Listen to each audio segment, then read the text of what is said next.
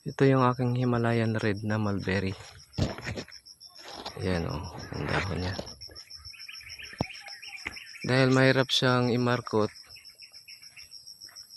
ang ginagawa ko po ay ginagrafting ko muna siya. Ginagrafting ko muna siya sa Illinois variety. So yan yung dugtong niya. Yan. Bago ko siya minamarkot, yan muna ginagawa ko. Tapos ito yung minamarkot natin. Dahil buhay na yung grafting natin,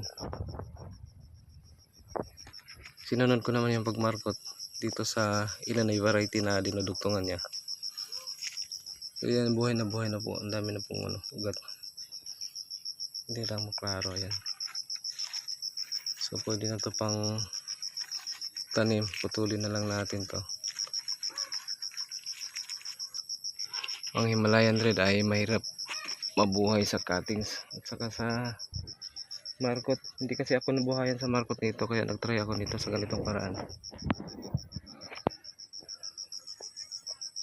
Grafting muna bago i-markot sa Illinois na dinudugtungan.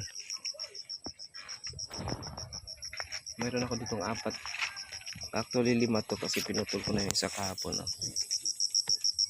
Yan. Pinutol ko na yung isa. So mayroon ako ditong 4 na minamarkot.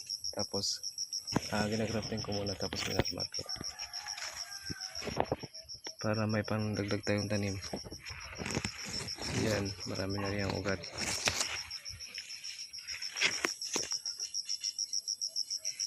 Isa. Malaki-laking sanga.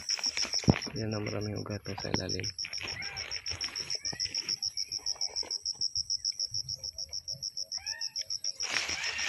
Ito pa.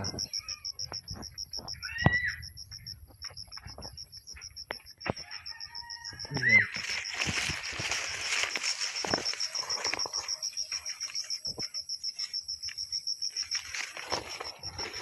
So ganun lang parang ginagawa ko para meron akong pandagdag na tanim.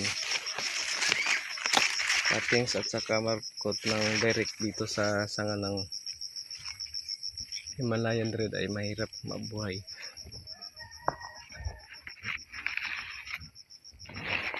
Ito na may mga sanga niya, tinanggalan ko na siya ng dahon para putulin ko to para i-grafting ko na naman sa mga sanga ng Illinois variety. Yun ang ginagawa kong paraan.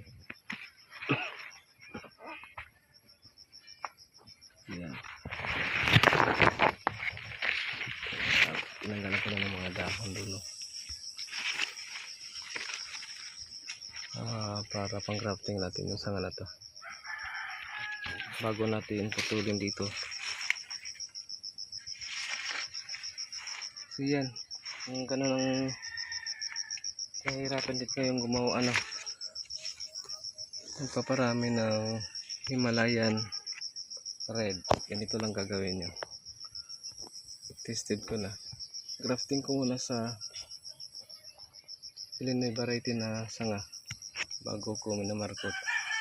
Kung buhay na siya itong grafting, pwede na natin i-markot para mamuputol natin.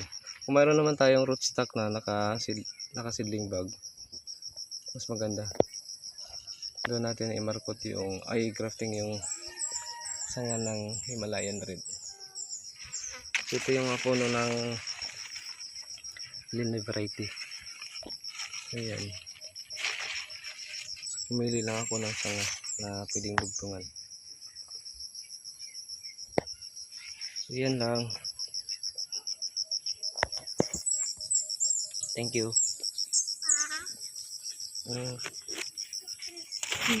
What's that?